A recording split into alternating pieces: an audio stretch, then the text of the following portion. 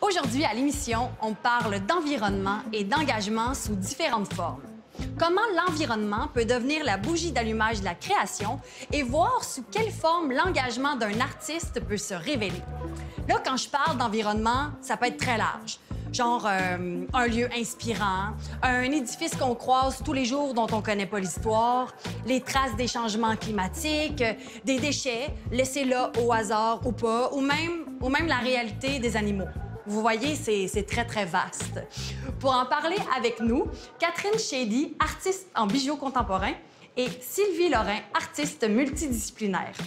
On les rencontre ici, à l'École de joaillerie de Québec, à Limoilou. Bienvenue dans l'univers de Matière à découverte.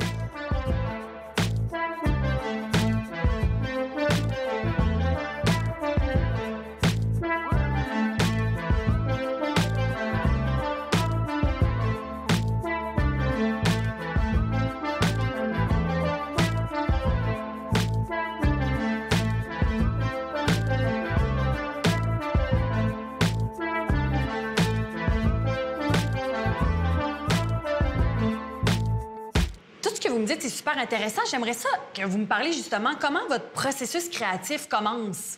Qu'est-ce qui vous allume? Ça m'intrigue beaucoup. Toi, Catherine, comment ça commence, là, ta créativité? Mon déclencheur, c'est vraiment la matière. C'est de trouver un matériau qui va m'interpeller. Puis après ça, je cherche... Qu'est-ce que tu peux faire avec? Oui, ou c'est quoi son histoire? Elle vient d'où? Pourquoi je l'ai trouvé à cet endroit-là? Le rapport au corps aussi, est-ce que sa texture, ça... Comment les gens vont le porter, ou ça va être plus un truc qu'on va regarder? Oui, pour être porté, mais pas toujours. Il y en a qui vont être plutôt vus en exposition. Mais le fait que ce soit un bijou, ben le regardeur est toujours en train de se projeter, comme s'il pouvait le porter. Donc, tu es toujours en relation avec l'objet, questionner le rapport à l'objet par rapport à notre corps, puis comment on interagit avec ces objets-là qu'on veut porter. Oh, c'est super intéressant. OK. Et toi, de ton côté, c'est lui, ça part comment? Bien, ça part pas avec la matière au départ. Ça part avec une idée, un concept. Alors, quelque chose qui me tracasse au niveau de l'environnement. Une situation, par exemple, l'élevage industriel de volailles ou les déversements de pétrole. Alors, c'est vraiment ça part de là. Quand le thème, le sujet me titille assez pour que je pars avec cette idée-là. Et la matière, ça me prend toujours un 5-6 mois en atelier pour dire, bon, avec quoi je vais travailler. Je fais de la recherche de matériaux pour être capable d'avoir un éventail assez large de matériaux qui répondent à ta thématique, au thème. Puis après, quand j'ai fait toutes mes expérimentations, bien, la création commence à ce niveau-là.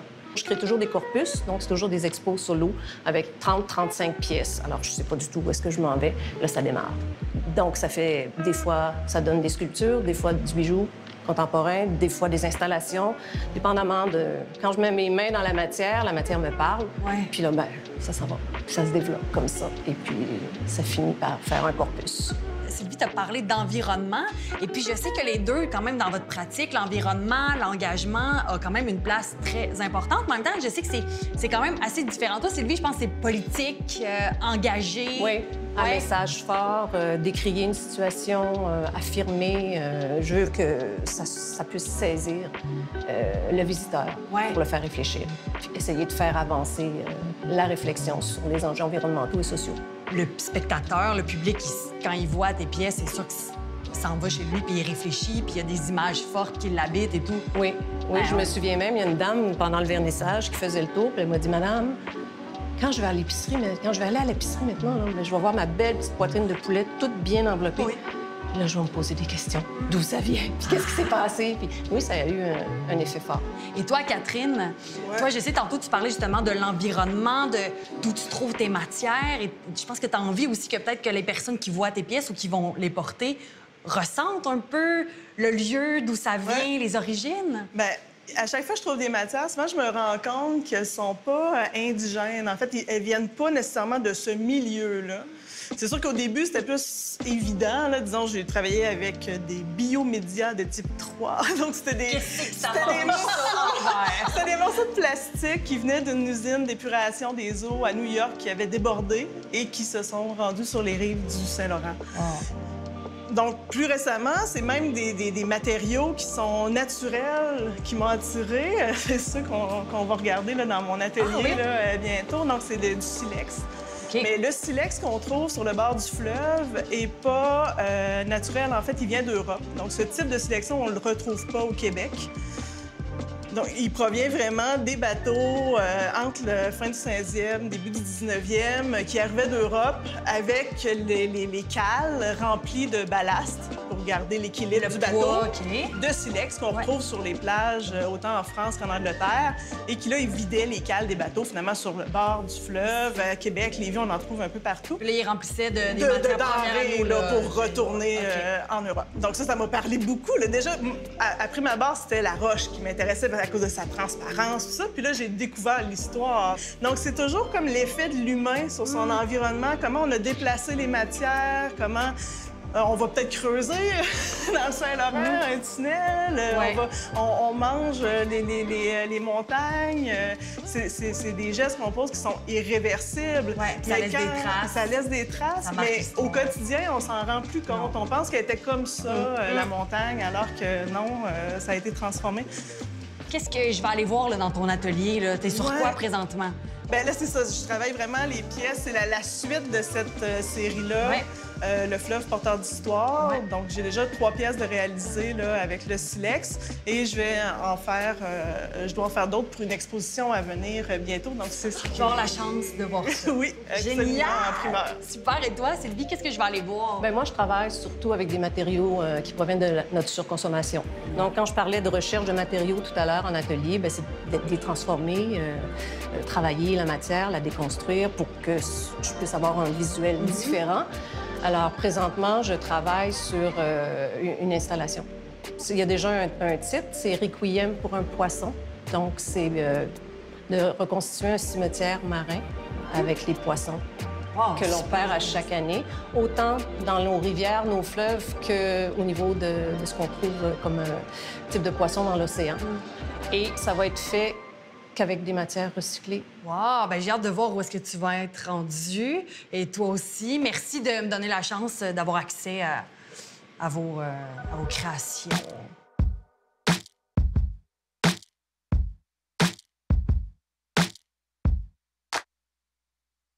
Puis la dernière fois, je suis passée, il n'y a pas très longtemps, en juillet, puis je suis passée comme un coup de vent, comme tout le temps. Puis là, ben j'ai le temps de monter au 2e. Yes, puis c'est plus tranquille aussi pour nous. Fait que, je suis contente. Ça me fait plaisir de te montrer notre beau magasin ou ma caverne d'Alibaba aussi. Hein, je le sais. C'est très rare que j'ai le temps de monter, puis là, j'ai le temps. Ça, t'avais pas ça avant. Non. Tu viens de le recevoir? Ça fait pas longtemps qu'on a ça, puis j'étais en train justement là, de faire des belles pièces là-dedans. Là. Fait que je vais avoir des retards? Ouais. Bien. Contente. Mais c'est épais. Ouais, peut-être trop épais pour... Je sais pas, hein. Est-ce que tu penses que je vais pouvoir le mettre en forme? T'as vu certaines choses que j'ai fait avec tes retards? C'est sûr que ça risque d'être plus dur comme à mouler ou peut-être penser à d'autres usages, là, que d'essayer de le mouler. Ouais, c'est ça. Comme le noir, parce que ça avait donné vraiment des beaux résultats. Ouais. Hey, ben parle-moi de tes nouveaux arrivages, nouvelles couleurs, nouvelles fabrications. Écoute, toutes sortes de couleurs. Ben moi, ce temps-ci, ce qui me parle beaucoup, ce temps-ci, c'est justement les couleurs éclatantes, là, genre le mauve, le rouge, l'espèce de vert menthe un peu aussi que j'ai aimé beaucoup. Le check avec un fini plus... c'est comme un suède, ça, oui. Avec une touche super douce. C'est fun parce que ça, j'en ai pas dans mes retailles, puis ça, très peu. Ouais, alors, mon prochain sac, on va être gâtés. Ouais. Qu'est-ce que tu fais? Des sacs à main, des sacs à dos? Qu'est-ce que tu fais avec ça? Ouais, ben on s'éclate dans nos 30 produits différents. Là. Fait que, en effet, du sac à dos au sac à main, au sac bandoulière, au sac de voyage, un peu comme ça aussi. On a une bonne variété, puis on s'amuse à en produire dans tous les formats, toutes les grosseurs, tous les modèles pour en avoir de tous les goûts. Ah, ben ça, moi, je suis juste contente. Parce que plus tu t'éclates dans les couleurs, plus tu t'éclates dans les produits, ben moi, plus j'ai de choix pour travailler. Ouais, c'est clair. Et puis, non, je suis vraiment contente. Puis là, je travaille un projet présentement. Tu vois, toi, tu me fournis gracieusement des retailles de Ça cuir. fait tellement plaisir que nos pertes puissent servir à créer des pièces et autres. Et puis moi, je suis vraiment très, très contente. Là, je travaille sur un projet présentement, entre autres, avec des retailles. Mais j'ai agrandi. C'est toi qui as parti le bal en 2017 à me donner des choses. Et puis je travaille maintenant avec d'autres compagnies qui me donnent aussi des choses. Ouais, Là, je suis en train de ramasser tout ça puis de faire un projet. Wow. Je t'en reparlerai, tu vois. C'est voir. malade. Oui, bien, c'est toi qui as parti l'idée. Alors La maintenant... belle économie circulaire, hein, comme Oui, on dit. oui, tout à fait. Tout à fait, parce que moi, je ramasse beaucoup de choses, tu le sais, Ouais. des matériaux recyclés, beaucoup. Sauf que ça, c'est autre chose. Là. Ouais. C'est de premier usage. Ce sont des retailles Ouais. qui sont tout à fait neuves. Là. Ouais. Alors, maintenant, j'ai agrandi la famille, fait que... C'est malade. Grâce à toi! J'ai hâte de voir ça. Et ça s'en vient! Cool.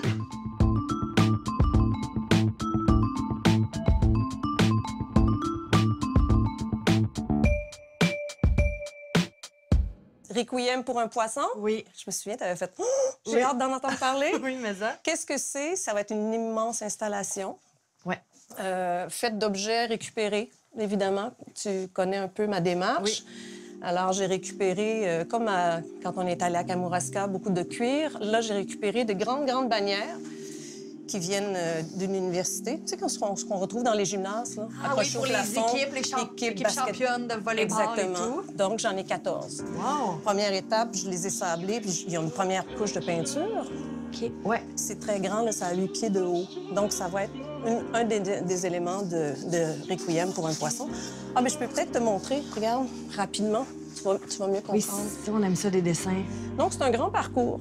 Alors, les visiteurs vont entrer. C'est comme reconstituer un cimetière marin. Les grandes bannières vont être vraiment disposées à partir du plafond. J'ai des néons qui ont été récupérés dans une école primaire aussi. J'en ai 150. Ils vont être peints et suspendus Suspendu un peu partout. un peu partout. Ça représente les algues? Les algues. Ah, voilà. Et il va y avoir, parce que Requiem pour un poisson, le concept, c'est tous les poissons, toutes les sortes de poissons qui sont disparus dans les océans à cause de la pollution. Donc, Requiem, c'est une messe. Alors, il va y avoir des petits fantômes de poissons. Je me suis fait une petite forme ici en bois. Alors, Oui. je prends des plastiques récupérés et j'entre le plastique. Et Pour puis, créer puis ça. je le chauffe, puis ça fait des fantômes de poissons. Donc, ces poissons-là vont être disposés un petit peu partout sur le parcours. Un peu partout. Donc, il va y avoir... il n'y aura presque pas de lumière.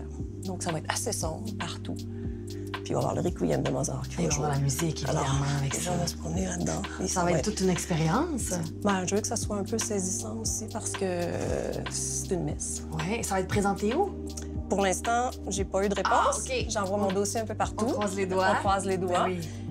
Et puis là, je vais entrer vraiment en production plus intense parce que j'ai envoyé le dossier à plusieurs endroits. Puis si j'ai une réponse, bien là, il faut que j'active un Oui, petit oui. peu le tout. Donc là, t'en es où? T'as combien de ton travail? Tu l'évalues? Il te reste combien d'heures à faire et tout? Sérieusement, peut-être une 60aine d'heures. Ah, quand même. Oui, parce que les tests de peinture sur les néons, c'est pas à point encore complètement. Ça va quand même relativement bien. Oui. C'est assez simple aussi, là. C'est peint en noir. Les poissons, est-ce qu'ils seront toujours faits à partir de plastique? Peut-être pas. Je me suis dit, je peux utiliser d'autres matières récupérées que j'ai aussi à suivre. Ouais. Mais ça fonctionne bien avec la forme Oui, oui. en bois, donc ça va relativement Et bien. ce que tu disais ici tantôt, ces pièces-là, elles vont être où dans ton œuvre Ah, aussi? D'accord. C'est parce que c'est un peu... J'ai l'impression que ça va être un petit peu traumatisant, là, faire le parcours, parce que c'est quand même grand, c'est long. À la toute fin, à la sortie, je veux qu'il y ait sur un présentoir blanc. Regarde, tu vois, il y a une arête de poisson ici. Oui. Ce que je veux faire, c'est la reconstituer, mais en pierre. Donc, c'est une pierre rose, c'est de l'albâtre des îles de la Madeleine. Donc, elle va être déposée. Le squelette de pierre va être déposé. Donc, rose sur blanc, il me semble que ça va apaiser un Oui, petit ça peu. apaise, ça donne un peu d'espoir. Un peu d'espoir. Puis bon, des os dans un cimetière, je trouvais que c'était une propos. bonne idée. Absolument. C'était pas tout à fait perdu dans le concept. Donc, là, je suis vraiment pas très, très avancée, mais ça va quand même assez bien. Je te montrerai tout à l'heure comment on travaille. Ouais. Ben justement, j'aimerais vraiment te voir créer un poisson, c'est possible? Ah, bien sûr. Comme ça? Bien sûr. J'aimerais ça. Tout de suite? Ben, D'accord. moi je dis oui, allons-y. On va mettre de la ventilation Parfait. parce que c'est... Donc, on part vraiment là, du sac de poubelle, Oui. là, ordinaire. Oui. Puis la magie va opérer ici. Là. Oui. On va s'approcher. Je suis comme genre, on va pas mourir asphyxié. Non, Est-ce que tu veux mais... que je le tienne, ça? Oui, ça, c'est très Moi, bon je peux faire ça. Ça va nous aider. Fait que tu vas te positionner ici. Ouais, Je vais me brancher. je participe. Pour nos poumons. Je viens vraiment positionner dans ma forme. Là, c'est un sac noir. J'ai des sacs de différentes couleurs, mais toujours dans le gris, dans le noir. Alors, et avec un fer chauffant. T'avais déjà travaillé cette technique-là ou c'est un essai Oui. que t'as fait et puis... Non, j'utilise quand même assez souvent le fer chauffant. C'est quand même assez efficace, tu vois, donc ça se... Simple que ça, tu viens le positionner. Plus tu le chauffes, plus il devient dur. Donc ça aussi, les tests sont à finaliser. Ce sont des... Donc ça fera des fantômes de poissons. Ah, Voilà. C'est vraiment trippant. Très cool. Merci. Yes. Et après, tu nous montres le lapidaire. Est-ce que Oui. c'est bien ça, le mot? Oui. OK, je me trompe. J'ai le goût de voir ça, cette machine-là. Là. Moi, je suis comme tout le temps intriguée. D'accord. C'est parti. Tu vois, l'eau, ben, tu connais la technique de mettre de l'eau avec du papier sablé. C'est la même chose pour les roches. Alors, regarde, je vais prendre, juste pour te montrer, ici. Tu vois, ici, je suis en train de faire un rond. Ça travaille quand même vite, hein? Oui, après, je peux prendre un endroit qui est plus, qui est pas vraiment Ouais, on part état brut. état brut. Alors, tu vois, ça va quand même assez rapidement. Mais c'est parce que dans les pierres, il y a la dureté de la pierre. De 1 à 10, de l'albâtre, c'est très mou. Donc, ça va très vite. Ça se travaille mieux. Ben mieux, mais il faut que tu sois rapide parce que ça avance très, très rapidement. Donc, c'est de cette façon-là que je vais travailler Les pierres. mes pierres pour ma queue mon arête de poisson. Merci pour la démonstration, Sylvie. Ça fait plaisir. Merci de nous avoir accueillis dans ton atelier, puis merci de nous avoir donné accès à ton projet qui s'en vient, le Requiem pour un poisson. Je te souhaite que ça fonctionne. Puis j'ai hâte d'aller me promener, moi, dans ce merveilleux sentier lugubre quand même. de cimetière. Ouais, c'est ça. Merci beaucoup. Ça fait plaisir. Merci à toi. Merci.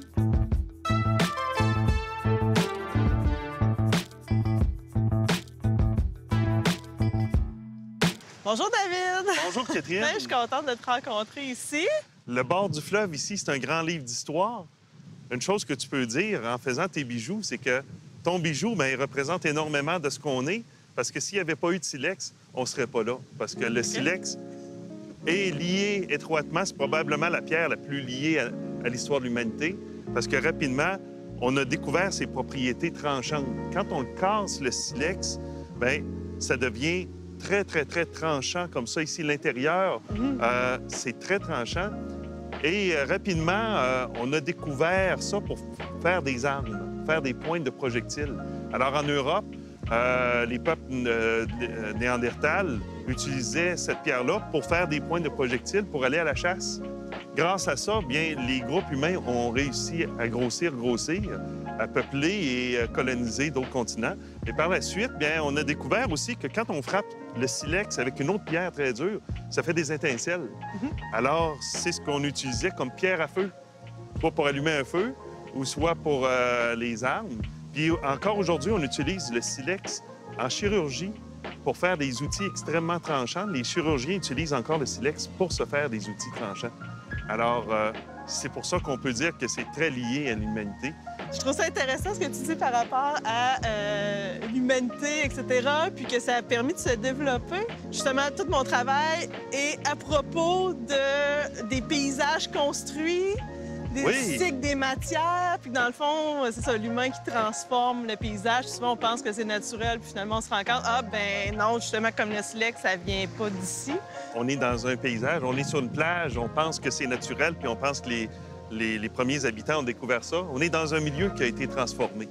Pourquoi? Parce que les premiers colonisateurs ici ont utilisé les plages pour la pêche, mais rapidement, on a utilisé ces plages-là pour la construction de navires et aussi pour la transformation du bois. À peu près à partir de 1790 et tout au long du 19e siècle, Lévis est devenu un des lieux les plus importants pour la transformation du bois et tout ça dans l'est du Canada.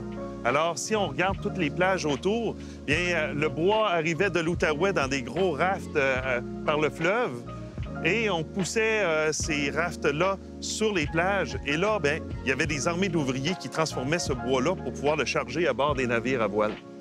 Et un navire à voile, bien, pour pouvoir garder son cap, il faut toujours que ça soit bien chargé. On remplissait les cales de navire de silex et quand on arrivait ici, bien, on déchargeait à pelle toute cette pierre-là et on en a tellement déchargé que les autorités du port de Québec ont passé un règlement à un moment donné qui était rendu interdit de décharger du silex entre la rivière Chaudière et la Pointe-à-Pizeau qui est à Sillery parce que les navires n'arrivaient même plus à accoster sur la rive tellement qu'il y avait de silex. Le silex raconte aussi l'histoire des premiers arrivants ici. Il raconte l'histoire des immigrants aussi qui ont peuplé le pays. Juste une pierre raconte toute cette histoire-là. C'est quand même extraordinaire.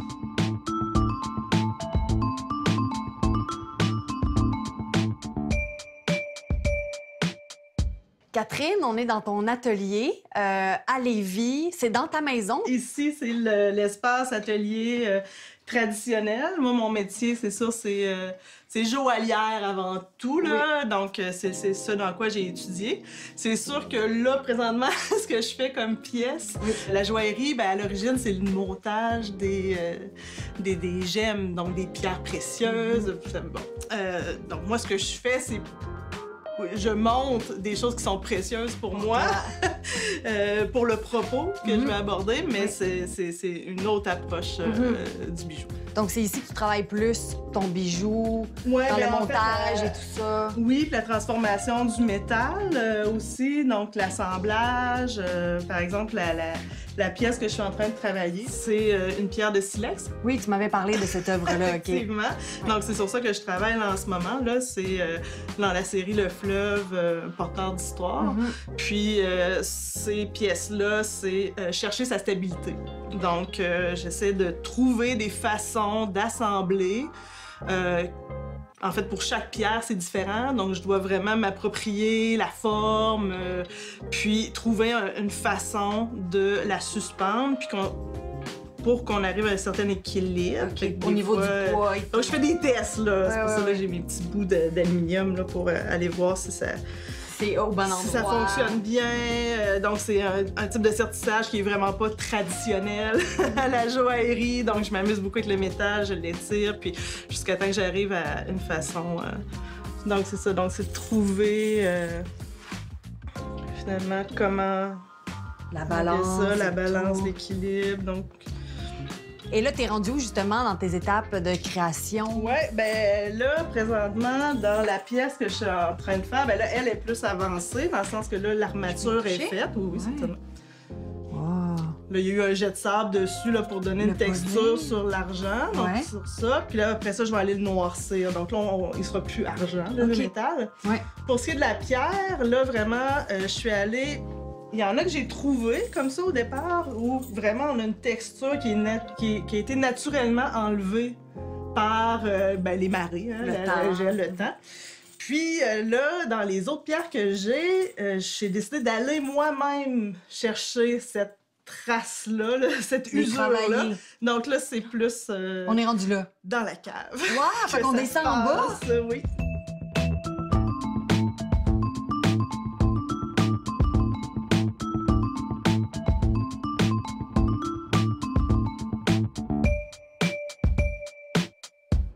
Et là, pour ton œuvre, t'évalues, mettons, dans combien de temps tu penses avoir fini? Est-ce que tu as un temps ou c'est encore... ça prendra le temps que ça prendra? Bien, j'ai un temps, là, parce que j'ai un livrable aussi, là, c'est pour une exposition à Paris. Donc ça, je trouve ça qu'il y a quelque chose d'intéressant à rapporter, Oui. ces roches-là, en Là-bas, Europe. Absolument. Donc, puis j'ai hâte de voir aussi un peu la réaction. Paris, ça reste quand même la ville de la haute joaillerie, Oui, c'est avec vrai. les quartiers boucherons, etc. Donc, de polir des pierres qui sont vraiment non précieuses, comme celles qu'on retrouve sur toutes les plages européennes, voire même pour faire les maisons, etc. C'est très banal, en fait, du silex en Europe. Puis de les monter en bijoux, donc j'ai hâte de voir la réception En tout là-bas. cas, je te souhaite un bon succès à Paris, bonne chance, puis aussi bonne chance dans toutes les étapes qui te restent à faire. Puis merci de nous avoir accueillis dans ta cave. Plaisir. Merci. Merci, Catherine. Nos deux invités cette semaine ont su bien nous démontrer ce que l'engagement peut créer chez un artiste. De l'art qui fait réfléchir? Moi, je dis oui. La semaine prochaine, on se demande si les mathématiques et l'artistique peuvent cohabiter. Moi, vite de même, je penserais que oui, parce que j'ai un ami qui est musicien et comptable. Il est la preuve vivante qu'on peut être ou faire les deux. À la semaine prochaine.